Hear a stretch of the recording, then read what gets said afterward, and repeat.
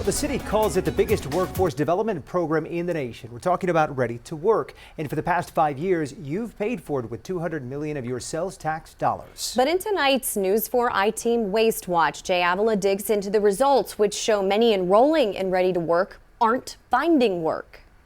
More than 11,700 people have enrolled in Ready to Work training, and of those, more than 3,600 have completed training. But 2,300 have actually landed what the city calls an approved job, making more than $15 an hour or $31,000 a year with benefits.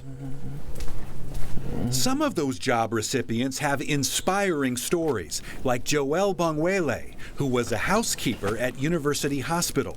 After earning computer science certificates through Ready to Work, he's been promoted twice and is now an environmental services manager at the hospital. It's a God-given program because you cannot find this type of help anywhere else. But data from the city's Ready to Work dashboard shows Bongwele is among only 20% of enrollees who have been placed in an approved job. We asked outgoing Mayor Ron Nierenberg, one of the program's biggest supporters, about those results. Do those numbers justify the amount of money that we've spent? Absolutely, because when you think about the average participant, they come from a household where the income is $14,000 a year.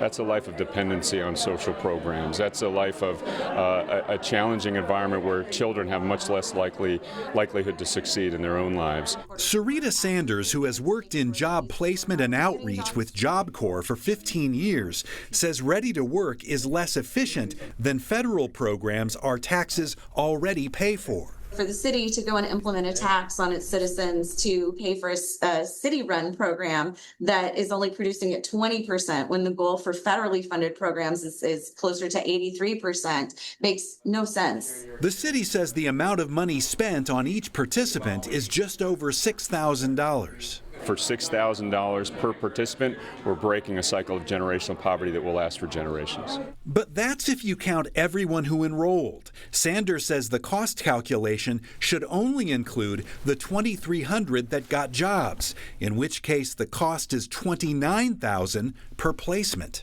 That's the whole idea, is that they're coming to these programs and that they're getting off whatever government dependent programs that they're on, and that they become taxpayers and start paying in.